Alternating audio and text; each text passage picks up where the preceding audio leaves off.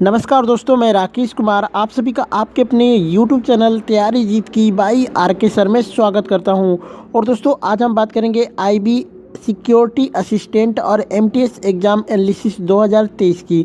जी हाँ दोस्तों, 24 तारीख को जो कि सिक्योरिटी असिस्टेंट और MTS के लास्ट शिफ्ट का एग्ज़ाम भी ख़त्म हो चुका है। और दोस्तों तीनों शिफ्टों के ऑलरेडी वीडियो मैंने अपलोड कर रखे हैं। अगर अभी तक आप नहीं देखे हैं तो जाकर उन वीडियो को देख लीजिए। बाकी दोस्तों इस वीडियो में हम सभी क्वेश्चंस इंक्लूड किए हैं तीनों शिफ्टों के, जो कि मुझे कुछ व्हाट्सएप के जरिए कमेंट के जरिए क्वेश्चंस मिले हैं। ठीक है, बाकी दोस्तों ये वीडियो कैसी लगती है कमेंट करके एक बार ज़रूर बताइएगा। अच्छी थोड़ी भी लगे तो एक लाइक ज़रूर कर दीजिएगा दोस्तों, उससे थोड़ा सा हमें मोटिवेशन मिलता है। बाकी दोस्तों अगर थोड़ा सा भी आपको ये चैनल अच्छा लगता है तो लाइक शेयर ज़रूर करिएगा और चैनल को सब्सक्राइब कर लीजिएगा। PDF फाइल के लिए आप हमारे टेलीग्राम ग्रुप को ज़रूर ज्वाइन कर लें, जिसका लिंक वीडियो के डिस्क्रिप्शन में दिया गया है। वहाँ पे हर शिफ्टों का एग्ज़ाम का जो कि PDF फाइल एक साथ आपको देखने को मिल जाएगा। ठीक है, चलिए बिना देर करते हुए क्वेश्चंस देखते हैं। क्वेश्चन आता है कि सबसे जो कि अधिक ST कैटेगरी की जनसंख्या किस राज्य की है, तो इसका राइट आंसर हो जाएगा दोस्तों मिजोरम। इससे रिलेटेड कुछ इंपॉर्टेंट फैक्ट बता देते हैं, जैसे कि 2011 की जनगणना के अनुसार अनुसूचित जनजाति का अधिकतम जो कि अनुपात निम्नलिखित राज्यों का था, जिसमें मिजोरम पहले था, नंबर पे था 94.8%, नागालैंड 86.5%, मेघालय 86.1%, अरुणाचल प्रदेश में जो कि यहाँ पे आपका 68.8% था। लक्षद्वीप केंद्र शासित प्रदेश है, जिसमें कि अनुसूचित जनजाति संख्या 94.8% है और यह केंद्र शासित प्रदेशों में सबसे अधिक है। ठीक है, वहीं बात करते हैं अनुसूचित जनजाति की साक्षरता दर मिजोरम में सबसे अधिक जो कि 91.7% है और आंध्र प्रदेश में सबसे कम जो कि 49.2% है। बात करते हैं दोस्तों 2011 के जनगणना के अनुसार अनुसूचित जनजाति भारत की कुल जनसंख्या की 8.6% है। 2001 से 2011 की अवधि के दौरान अनुसूचित जनजातियों की दशकीय विकास दर जो कि 23.7% थी। उत्तर प्रदेश में अनुसूचित जनजातियों का न्यूनतम अनुपात जो कि 0.6% है। एक प्रश्न आया था कि 2022 का डायमंड लीग किसने जीता है, तो नीरज चोपड़ा आपका राइट आंसर हो जाएगा। एक प्रश्न आया था कि राजस्थान में विधानसभा की कुल कितनी सीटें हैं, तो 200 सीटें आपका राइट आंसर हो जाएगा। वहीं बात करते हैं राजस्थान में कुल राज्यसभा की सीटें जो कि पूछेगा तो 10 आप कर लीजिएगा। एक प्रश्न और आया था कि गुजरात में राज्यसभा की कुल कितनी सीटें हैं, तो यहाँ पे 11 हैं। वहीं बात करते हैं विधानसभा की कुल सीटें गुजरात की, तो 182 है। एक प्रश्न आया था कि भरतनाट्यम किस राज्य का लोक नृत्य है, तो इसका राइट आंसर हो जाएगा तमिलनाडु। एक प्रश्न आया था कि हुमायूं नामा पुस्तक किसने लिखी है, गुलबदन बेगम ने लिखा है। ठीक है, एक प्रश्न आया था कि बुलंद दरवाज़ा किसने बनवाया था, अकबर ने बनवाया था। बेकिंग सोडा का रासायनिक सूत्र पूछा था या फिर रासायनिक नाम पूछा था, तो रासायनिक नाम सोडियम बाइकार्बोनेट हो जाएगा, सूत्र हो जाएगा NaHCO3। ठीक है, GST किस प्रकार का टैक्स है, ये क्वेश्चन आया था, तो इनडायरेक्ट टैक्स इसको बोलते हैं। GST सबसे पहले कब लागू हुआ था, 1 जुलाई 2017 को असम में लागू हुआ था और इसको किस जो कि लागू किया गया था, संविधान के 101वां संविधान संशोधन के तहत लागू किया गया था। संसद भारतीय संविधान के किस भाग में है, ये पूछा गया था, तो भाग 5 और अध्याय 2 में है। आपसे चैप्टर ही पूछा था, अध्याय पूछा गया होगा तो 2 आपका राइट आंसर हो जाएगा। एक प्रश्न आया था कि 2022 के राष्ट्रीय खेल में पहला स्थान किस टीम का था, तो इस पे सर्विसेज टीम ने जीता था। बात करते हैं सर्विसेज की टीम ने 61 स्वर्ण पदक, 35 रजत और 32 कांस्य समेत कुल 128 पदक जीतकर अपना लगातार चौथा खिताब जीता हासिल किया था। मालूम हो कि इस संस्करण में 29 टीमों ने कम से कम एक स्वर्ण पदक जीता। दिलचस्प बात यह है कि नेशनल गेम्स 2022 का पहला स्वर्ण पदक मेजबान गुजरात ने जीता है। ठीक है, एक प्रश्न आया था कि खेलो इंडिया यूथ गेम्स का आयोजन कहाँ पे हुआ। दोस्तों अगर 2022 वाला पूछा गया होगा, जिसका आयोजन 2023 में हुआ था, 2022 वाले जो गेम हुआ था उसका आयोजन 2023 में हुआ, वो मध्य प्रदेश की 8 शहरों में उसका आयोजन किया गया। वही बात करते हैं जो कि 2021 में जो होने वाला था चौथा संस्करण जो कि आपका हरियाणा के पंचकुला में हुआ था। ठीक है, वो चौथा संस्करण था। और जो अभी 2022 में होने वाला था पाँचवा, जिसको टारगेट कर दिया गया 2023 में, तो ये पाँचवा संस्करण था। सिंधु नदी की सहायक नदी कौन सी है, उसमें पूछा था राइट साइड या कौन सी साइड का पूछा था, तो चलिए दोनों बता देते हैं। पश्चिम से सिंधु नदी की प्रमुख सहायक नदियां काबुल तथा कुरेम नदियां हैं। पूर्व से 5 प्रमुख सहायक नदियां जिसमें झेलम, चिनाब, रावी, ब्यास तथा सतलुज नदी है। सिंधु प्रणाली की सभी प्रमुख नदियां जो कि बारहमासी होती हैं, यानी पूरे महीने यानी पूरे साल बहने वाली कह सकते हैं, 12 महीना बहने वाली। जेरो ठीक है, जेरोफथालीमिया ठीक है, जेरोफथालीमिया बीमारी को कम करने के लिए बच्चों को किस विटामिन की खुराक पिलाई जाती है, तो इसका राइट आंसर हो जाएगा दोस्तों खुराक पिलाई जाती है या फिर टीका लगाया जाता है, ये हो सकता है। तो ये विटामिन ए की कमी से होता है दोस्तों, तो विटामिन ए का टीका लगवाया जाता है। श्वेत रक्त कोशिकाएं को किस नाम से जाना जाता है, तो श्वेत रक्त कोशिकाओं को जो कि ल्यूकोसाइट या फिर ल्यूकोसाइट भी कहा जाता है, तो ल्यूकोसाइट आपका राइट आंसर हो जाएगा। 2022 का रणजी ट्रॉफी किसने जीता है, तो मध्य प्रदेश ने मुंबई को हराकर पहली बार रणजी ट्रॉफी का चैंपियन बना है। वही बात करते हैं सबसे अधिक रणजी ट्रॉफी का मुकाबला मुंबई ने जीता है जो कि 41 बार जीता है। एक प्रश्न आया था कि जनगणना 2011 के अनुसार किस राज्य का जनसंख्या घनत्व तो 17 है, तो अरुणाचल प्रदेश इसका राइट आंसर हो जाएगा, 17 व्यक्ति प्रति वर्ग किलोमीटर।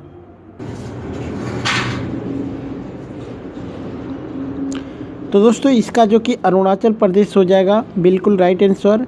ठीक है, एक प्रश्न आया था दोस्तों कि शीतलता कब महसूस होती है, तो जो ये वाष्पीकरण के कारण होता है। वाष्पीकरण के दौरान कम हुई ऊर्जा को पुनः प्राप्त करने के लिए द्रव के कण अपने आसपास से ऊर्जा अवशोषित कर लेते हैं। इस तरह आसपास से ऊर्जा के अवशोषित होने के कारण शीतलता हो जाती है। इसी के कारण होती है दोस्तों। आप कमेंट करके एक बार ऑप्शंस बता देना। केंद्र और राज्य का संबंध किस अनुसूची के तहत होता है दोस्तों, तो इसमें सूची पूछा गया होगा, तो 7वीं अनुसूची में जो तीसरी सूची है समवर्ती सूची, जिसको तीसरी सूची कहा जाता है, उसके तहत जो कि केंद्र और राज्यों का संबंधों के बीच में बंटवारा किया गया है। ठीक है, तो कमेंट करके एक बार ज़रूर इसको कंफर्म कर देना। 36वां राष्ट्रीय खेल कहाँ पर आयोजित हुआ था, तो इसका राइट आंसर हो जाएगा गुजरात में। बात करते हैं तो गुजरात के 6 शहरों में आयोजित 36वें खेल प्रतियोगिताओं में 36 राज्य और केंद्र प्रदेशों के बीच करीब 7,500 खिलाड़ियों ने भाग लिया। 37वां जो राष्ट्रीय खेल का आयोजन गोवा में होगा अक्टूबर 2023 में। एक प्रश्न और आया था दोस्तों कि महाराष्ट्र ने 36वें राष्ट्रीय खेल में कुल कितने मेडल जीते थे, तो कुल उसने 140 मेडल जीते थे, जिसमें 39 स्वर्ण पदक और 38 रजत पदक और 63 कांस्य पदक जीता था। एक प्रश्न आया था दोस्तों कि तोता लोक नृत्य किस राज्य में किया जाता है, तो इसका राइट आंसर हो जाएगा छत्तीसगढ़। बात करते हैं दोस्तों तो नृत्य भी तोता नृत्य का एक रूप है। यह भगवान की पूजा से संबंधित नृत्य का एक प्रतीकात्मक रूप है। नर्तकियों ने बांस से बने बर्तन में एक तोता रखा जाता है और उसके चारों ओर एक गोलाकार आकृति बनाई जाती है। फिर कलाकार गाते हैं और नृत्य करते हैं, जिसे ताली बजाते हुए देखना एक खुशी की बात होती है। यह छत्तीसगढ़ के एक आदिवासी वर्ग की महिलाओं के मुख्य रूप से तोता रूप किया जाता है। इसको सुआ के नाम से भी जाना जाता है या फिर सुगा के नाम से जाना जाता है। एक प्रश्न आया था कि निम्न में से उत्तरी पर्वत श्रृंखला कौन सी है, तो आपका राइट आंसर हो जाएगा काराकोरम। और दोस्तों काराकोरम जो कि आपके ऑप्शंस में भी दिया गया था, तो ये बिल्कुल राइट आंसर आपका हो जाएगा। ठीक है, चलिए नेक्स्ट क्वेश्चन देखते हैं। कहा था कि 2021 के अनुसार भारत की जनसंख्या कितनी थी, तो बता दें दोस्तों कि जनसंख्या वृद्धि दर संबंधित आंकड़ों पर नज़र रखने वाली वेबसाइट यानी कि वर्ल्डोमीटर के अनुसार 2021 में भारत की जनसंख्या 139 करोड़ है। लेकिन दोस्तों वहीं संयुक्त राष्ट्र जनसंख्या के रिपोर्ट के अनुसार भारत की आबादी जो कि 1.21 अरब यानी 121 करोड़ है। लेकिन दोस्तों आपसे पूछा गया था ये भारत के अनुसार तो 139 करोड़ आपका राइट आंसर होगा।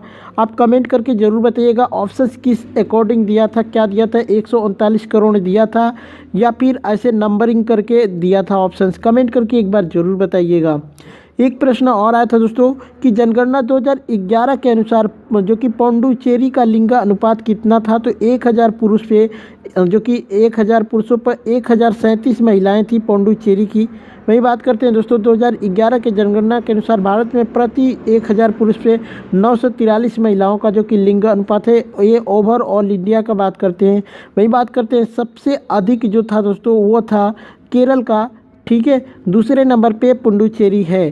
ठीक है, तो इसको याद रखिएगा। एक और जनगणना से क्वेश्चन आया था दोस्तों, ये थोड़ा डीपली पूछा गया था कि जनगणना 2011 के अनुसार अरुणाचल प्रदेश की किस जिले की जनसंख्या सबसे कम है, यानी कौन सी डिस्ट्रिक्ट है अरुणाचल प्रदेश का जिसकी जनसंख्या कम है, तो ये दिबांग घाटी का जिला है। ठीक है, दिबांग घाटी का जिला जिसको बोलते हैं, इसकी जनसंख्या सबसे कम है। बात करते हैं तो अरुणाचल प्रदेश का दिबांग घाटी जिला, ठीक है, तो दिबांग घाटी ऑप्शन में रहा होगा दिबांग घाटी जिला, जिसमें जनसंख्या है 7948 की आबादी के साथ देश में सबसे कम जनसंख्या प्रदर्शित करता है। दिबांग घाटी अरुणाचल प्रदेश का एक जिला है जिसका नाम दिबांग नदी या फिर तालोन के नाम पर रखा गया है। जैसा कि जो कि मिसमी इसे कहते हैं, यह भारत में सबसे कम आबादी वाला जिला है और इसका क्षेत्रफल 9129 वर्ग किलोमीटर यानी 3525 वर्ग मील है।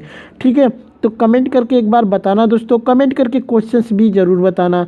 एक प्रश्न आया था कि जयप्रकाश नारायण जेल से कब भागकर भारत छोड़ो आंदोलन में शामिल हुए थे, तो इसका राइट आंसर हो जाएगा वो जो जब जेल से भागे थे 9 नवंबर 1942 को। बात करते हैं दोस्तों, तो नवंबर 1942 को दिवाली के रात में जयप्रकाश नारायण, राम जो कि नंदन मिश्र, योगेंद्र शुक्ला, सूरज नारायण सिंह इत्यादि व्यक्ति हजारीबाग जेल की जो कि दीवार फांदकर भाग गए थे। ठीक है, एक यहाँ से रिलेटेड एक चीज़ और बता देते हैं कि अगस्त 1942 के भारत छोड़ो आंदोलन के दौरान जब सभी वरिष्ठ नेताओं को गिरफ्तार कर लिया गया था, तब जो कि जयप्रकाश नारायण ने राम मनोहर लोहिया और अरुणा आसफ अली के साथ चल रहे आंदोलन की कमान संभाली थी। हालांकि वह भी लंबे समय तक जेल के बाहर नहीं रह सके और जल्द ही उन्हें डिफेंस ऑफ इंडिया रूल्स के तहत गिरफ्तार कर लिया गया, एक निवारक जो कि निरोध कानून जिसके लिए मुकदमे की आवश्यकता नहीं थी। उन्हें जो कि हजारीबाग सेंट्रल जेल में रखा गया था। वही बात करते हैं दोस्तों, तो जयप्रकाश नारायण अपने साथियों के साथ जेल से भागने की योजना बनाने लगा। उनका मौका जल्द ही नवंबर 1942 में दिवाली के दिन आया, जब त्यौहार के कारण जो कि बड़ी संख्या में गार्ड छुट्टी पर थे। यह एक साहसी पहलवान था जिसने जयप्रकाश नारायण को एक लोक नायक बना दिया था। जयप्रकाश नारायण ने नेपाल में एक जो कि आज़ाद दस्ता यानी स्वतंत्र ब्रिगेड का आयोजन किया था। वह इंदिरा गांधी के खिलाफ संपूर्ण क्रांति आंदोलन के मुख्य नेता हैं। 5 जून 1974 को जयप्रकाश नारायण ने इंदिरा गांधी के खिलाफ संपूर्ण क्रांति का नारा दिया था। जयप्रकाश नारायण को मरणोपरांत 1999 में भारत रत्न से सम्मानित किया गया था। तो इनसे रिलेटेड मैंने सभी चीज़ें आपको बता दिया। एक प्रश्न आया था कि ऑल इंडिया किसान सभा की स्थापना कब हुई थी, तो ये 11 अप्रैल 1936 में हुई थी और इसकी स्थापना सहजानंद सरस्वती ने की थी। बात करते हैं दोस्तों, तो एक किसान संगठन अखिल भारतीय संयुक्त किसान सभा की जो कि स्थापना 1930 के दशक के अंत में सहजानंद सरस्वती द्वारा की गई थी। तो क्या पूछा था ये जो कि अखिल भारतीय संगठन, ये वाला नहीं पूछा था दोस्तों, ऑल इंडिया वाला पूछा था। बात करते हैं सहजानंद सरस्वती ने औपचारिक जो कि संगठनात्मक ढांचे के साथ मिलकर पटना जिले में एक छोटी किसान सभा का गठन किया था। बाद में 1929 में उन्होंने बिहार प्रांतीय किसान सभा यानी BPKS की स्थापना की थी। बात करते हैं इस बिहार प्रांतीय किसान सभा के साथ वह भारत में सबसे अग्रणी किसान नेता के रूप में उभरे थे।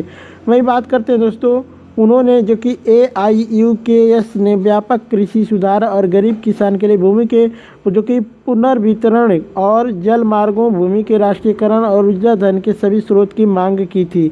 बात करते हैं, उन्होंने 11 अप्रैल 1936 को भारतीय राष्ट्रीय कांग्रेस के लखनऊ अधिवेशन में कांग्रेस समाजवादियों के साथ अखिल भारतीय किसान सभा, यानी ये वाला पूछा था दोस्तों, AIKS यानी ऑल इंडिया किसान सभा का गठन किया था। और यही शायद आपसे पूछा था, कोई भी पूछा गया होगा दोस्तों, मैंने सभी चीज़ें आपको बता दिया। ठीक है, बात करते हैं तो शाहजानंद को इसके पहले अध्यक्ष के रूप में चुना गया था। अखिल भारतीय किसान सभा के गठन के साथ बिहार प्रांतीय किसान सभा इसकी एक प्रांतीय इकाई बन गई।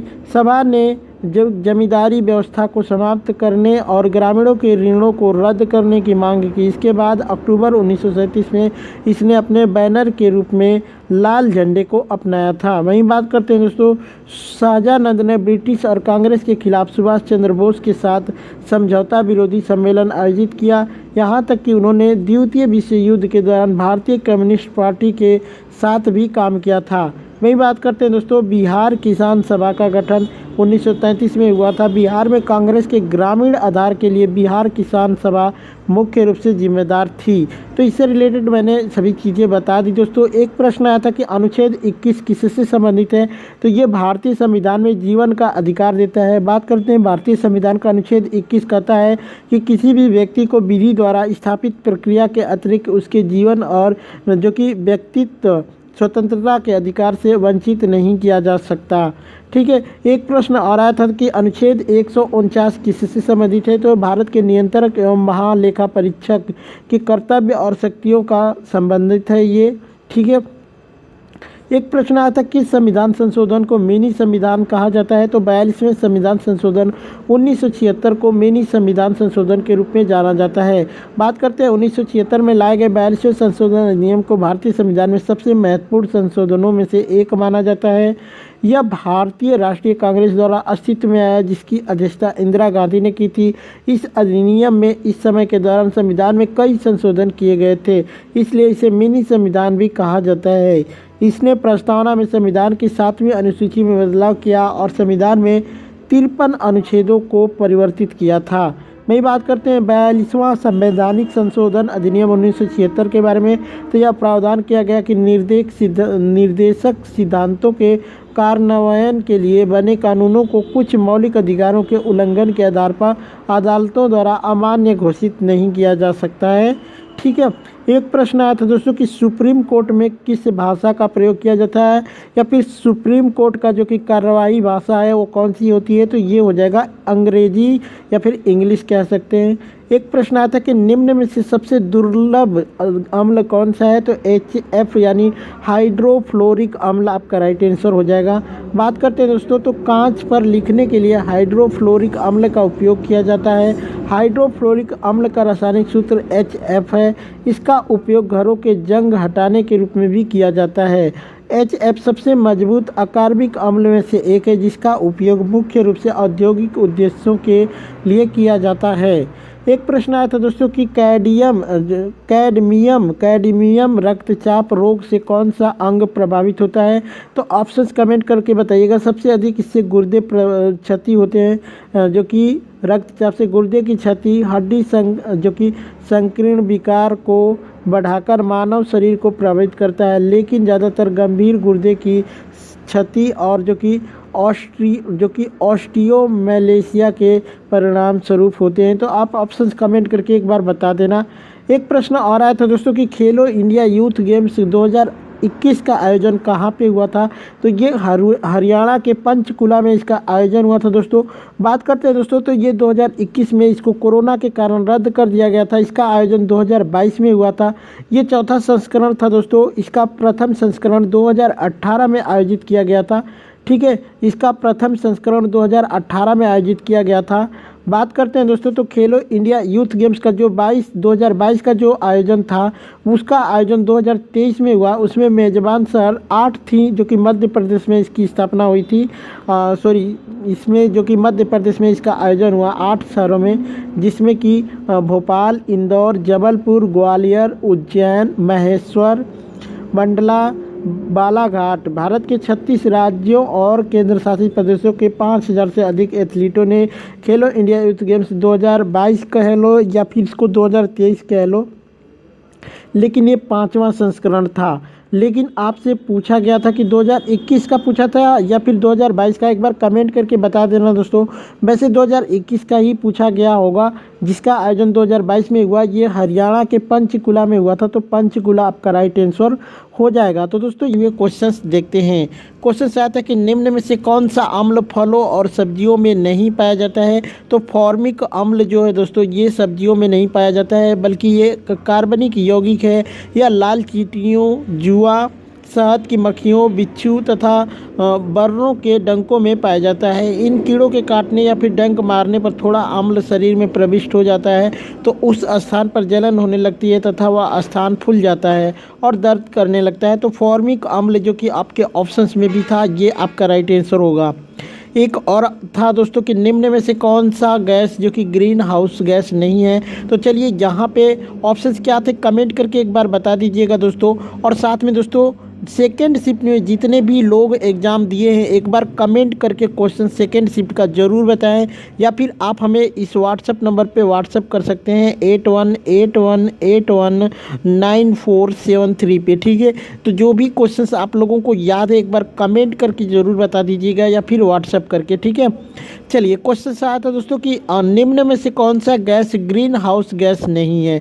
तो दोस्तों ग्रीन हाउस गैसें वैसे तो 6 प्रकार की हैं, जैसे कि मैं बता देता हूँ उसमें, जो कि carbon dioxide, methane, nitrous oxide, hydrofluorocarbon,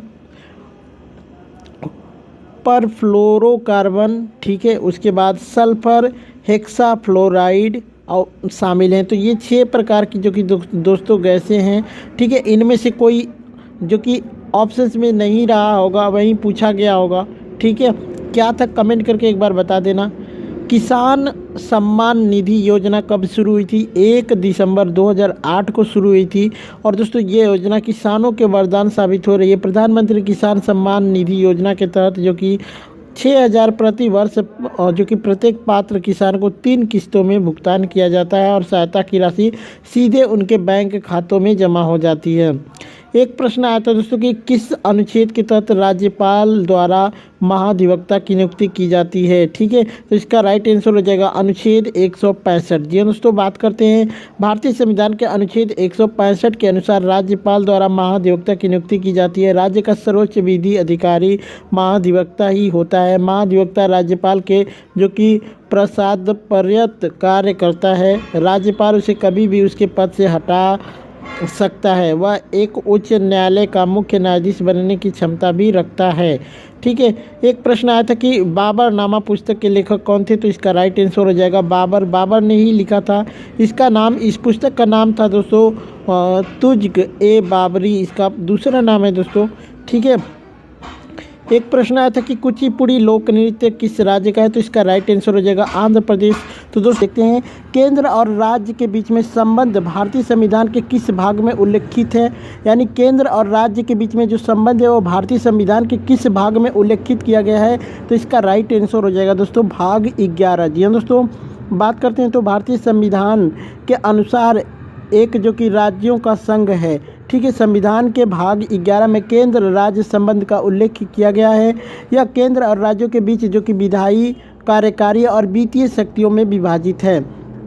केंद्र राज्य संबंधों को 3 भागों में विभाजित किया गया है, जैसे कि विधायी संबंध जो कि अनुच्छेद 245 से 255 के बीच में है, प्रशासनिक संबंध जो कि अनुच्छेद 256 से 263 और वित्तीय संबंध जो कि अनुच्छेद 268 से 293 तक है। तो इनको याद रखिएगा, आगे आपसे एग्जाम में पूछे जा सकते हैं। एक प्रश्न आया था दोस्तों कि राजस्व निपटान की जब्त प्रणाली किसने शुरू की थी। तो इसका राइट आंसर हो जाएगा दोस्तों अकबर ने। जी हाँ दोस्तों जब्त प्रणाली या फिर 10 साल माला प्रणाली राजा जो कि टोडरमल द्वारा पेश की गई थी। वह अकबर के समक्ष वित्त मंत्री थे। अकबर के शासनकाल में उन्होंने आगरा में अपना जो कि कर्तव्य निभाया और बाद में गुजरात के राज्यपाल के रूप में कार्य किया था। यह प्रणाली वर्ष 1580-82 में प्रत्येक वर्ष कीमतें तय करने के कारण और पिछले वर्ष के राजस्व निपटान के कारण उत्पन्न होने वाली समस्याओं पर जांच करने के लिए पेश की गई थी। ठीक है, तो आपका राइट आंसर हो जाएगा दोस्तों अकबर। बात करते हैं दोस्तों कि 10 साला या फिर जब्ती प्रणाली के तहत फसलों पर 10 साल का निपटान नहीं था। यह पिछले 10 वर्षों के दौरान औसत कीमतों और उत्पादन पर आधारित था। यह प्रणाली मूल रूप से शेर शाह सूरी के समय में प्रचलित थी, लेकिन अकबर के शासनकाल के दौरान यह प्रणाली पूरी तरह से परिष्कृत हो गई थी। जब्त की व्यवस्था गुजरात और पश्चिम बंगाल के प्रांतों पर लागू नहीं होती थी, क्योंकि उन क्षेत्रों में मुगल साम्राज्य के शासक राजस्व व्यवस्था के अभिलेखों का डेटा और ट्रैक रखने में सक्षम नहीं थे। ठीक है, बात करते हैं दोस्तों, एक प्रश्न और आया था कि वर्तमान में भारत के जो कि महान न्यायवादी है यानी अटॉर्नी जनरल जो है भारत के, वो कौन है? आर वेंकट रमणी आपका राइट आंसर हो जाएगा। बात करते हैं भारत के वर्तमान में महान न्यायवादी या फिर अटॉर्नी जनरल 2022 में बनाए गए थे। भारत के वर्तमान महान न्यायवादी अटॉर्नी जनरल जो कि आर वेंकट रमणी हैं, उन्हें राष्ट्रपति द्रौपदी मुर्मू द्वारा 1 अक्टूबर 2022 को नियुक्त किया गया था और उनका जो कि कार्यकाल 3 साल तक रहेगा। ठीक है, एक प्रश्न आया था दोस्तों कि प्रारूप समिति में कितने सदस्य थे? संविधान के प्रारूप समिति में कितने सदस्य थे? तो इसका राइट आंसर हो जाएगा दोस्तों 7 थे। ठीक है, बात करते हैं प्रारूप समिति संविधान सभा का एक नियुक्त एक महत्वपूर्ण समिति थी। ठीक है, 29 अगस्त 1947 को प्रारूप समिति की नियुक्ति की गई थी। डॉक्टर BR अम्बेडकर को प्रारूप समिति का अध्यक्ष नियुक्त किया गया था। प्रारूप समिति ने नए संविधान का प्रारूप तैयार करने के लिए अध्यक्ष सहित 7 सदस्यों का समूह नियुक्त किया था। 7 सदस्य कौन कौन थे दोस्तों, एक बार जान लीजिए, जिसमें जो कि डॉक्टर भीमराव अंबेडकर, अल्लादी जो कि कृष्ण स्वामी अय्यर, ठीक है, कन्हैया लाल माणिक लाल मुंशी, ठीक है, Mohammad Sadulla, N Gopal Swami Iyengar, BL metre और DP खेतान, ये सभी 7 लोगों को नियुक्त किया गया था। ठीक है, एक प्रश्न आया था दोस्तों कि किस अनुच्छेद के तहत राष्ट्रपति दोनों सदनों की बैठक बुलाते हैं? तो इसका राइट आंसर हो जाएगा दोस्तों अनुच्छेद 108। जी हाँ दोस्तों, संविधान के अनुच्छेद 108 में संसद के दोनों सदनों की संयुक्त बैठक बुलाने का नियम है। यह संयुक्त बैठक राष्ट्रपति द्वारा बुलाई जाती है, जिसमें अध्यक्ष सत्र की अध्यक्षता करता है और अध्यक्ष और उपाध्यक्ष की अनुपस्थिति में कार्यभार ग्रहण करता है। बात करते हैं, यदि उपाध्यक्ष भी उपलब्ध नहीं होता है तो राज्यसभा के उपसभापति इसे संभाल लेते हैं। संयुक्त बैठक आयोजित करने का नियम यह है कि दोनों सदनों के सदस्यों की कुल संख्या का 10वां हिस्सा उपस्थित होना चाहिए। संयुक्त बैठक की यह स्थिति तब उत्पन्न होती है जब संसद के दोनों सदनों किसी विधेयक को पारित करने में असफल होते हैं और गतिरोध की स्थिति उत्पन्न हो जाती है। ठीक है, बात करते हैं दोस्तों, तो इन गतिरोध को तोड़ने के लिए राष्ट्रपति संयुक्त बैठक बुलाते हैं। यह उस स्थिति में होता है जब एक सदन ने विधेयक पारित कर दिया है और दूसरे ने खारिज कर दिया है। दोनों सदन विधेयक में किए जाने वाले संसाधनों पर एक आम पृष्ठ पर नहीं आ सकते या विधेयक के 6 महीने से अधिक समय बीत चुका है, दूसरे सदन द्वारा प्राप्त किया गया है और अभी भी पारित नहीं हुआ है। बात करते हैं दोस्तों, तो धन विधेयक और संविधान संशोधन विधेयक के मामले में संयुक्त बैठक नहीं बुलाई जा सकती, इसको याद रख लीजिएगा। बात करते हैं लोकसभा के अध्यक्ष लोकसभा के सत्रों की अध्यक्षता करता है और सदन के कामकाज का संचालन करता है। वह सदन के अनुशासन और मर्यादा को भी बनाए रखता है और इसमें बाधा डालने वाले सांसदों को दंडित भी करता है। प्रधानमंत्री, भारतीय संविधान के अनुसार प्रधानमंत्री सरकार की मंत्रिपरिषद का प्रमुख और राष्ट्रपति का मुख्य सलाहकार होता है। राज्यसभा के सभापति भारत के उपराष्ट्रपति राज्यसभा के सभापति होते हैं, जो इसके सत्रों की अध्यक्षता करते हैं। ठीक है, एक प्रश्न और आया था दोस्तों कि धन विधेयक किस अनुच्छेद के तहत आता है? तो इसका राइट आंसर हो जाएगा अनुच्छेद 110। जी हाँ दोस्तों, एक विधेयक को धन विधेयक कहा जाता है यदि उसमें केवल निम्न संबंध प्रावधान शामिल है, जैसे कि कराधान, सरकार द्वारा पैसा उधार लेना, भारत के संचित निधि में व्यय या फिर प्राप्ति। ऐसे विधेयक जिनमें केवल इन मामलों के आनुषंगिक उपबंध हो उन्हें भी धन विधेयक माना जाएगा। धन विधेयक को केवल राष्ट्रपति से पूर्व अनुमोदन के साथ लोकसभा में पेश किया जा सकता है। अनुच्छेद 112 में वार्षिक वित्तीय विवरण या फिर बजट का प्रावधान किया गया है। एक प्रश्न आया था कि शीतलन किसके कारण होता है? तो जब समय के साथ आसमान के तापमान में बदलाव बहुत कम होता है तब शीतलन होता है। दोस्तों ये न्यूटन का नियम कहता है। बात करते हैं न्यूटन का शीतलन का नियम। यह बताता है कि शीतलन की दर या फिर ऊष्मा के नुकसान की दर निकाय के तापमान, आसपास के माध्यम के तापमान, उजागर सतह की प्रकृति और सीमा के बीच अंतर के समानुपाती होता है। समय के साथ आसपास का तापमान परिवर्तन बहुत छोटा होना चाहिए। व्याख्या के अनुसार न्यूटन ने कहा है कि न्यूटन के शीतलन के नियम में बताया गया है कि शीतलन की दर या फिर ऊष्मा के नुकसान की दर इसके सीधे अनुपातिक होता है। निकाय के तापमान, आसपास के माध्यम के तापमान, उजागर सतह की प्रकृति और सीमा, समय के साथ आसपास का तापमान परिवर्तन बहुत छोटा होना चाहिए, अन्यथा यह न्यूटन के शीतलन के नियम का खंडन करेगा। तो दोस्तों यही सब क्वेश्चंस मुझे बस थर्ड शिफ्ट के मिल पाए हैं। वीडियो कैसी लगी? अच्छी लगी हो तो एक बार ज़रूर दिल से लाइक कर देना दोस्तों, और चैनल को सब्सक्राइब कर देना। ऐसे ही जो कि जेन्युइन क्वेश्चंस का अगर एनालिसिस आप लोगों को चाहिए तो आगे दोस्तों कोई भी एग्ज़ाम होगा सबका एनालिसिस आपको यहाँ पे देखने को मिलेगा। ठीक है, तो चलिए चलते हैं, मिलते हैं नेक्स्ट वीडियो में। तब तक के लिए जय हिंद, जय भारत।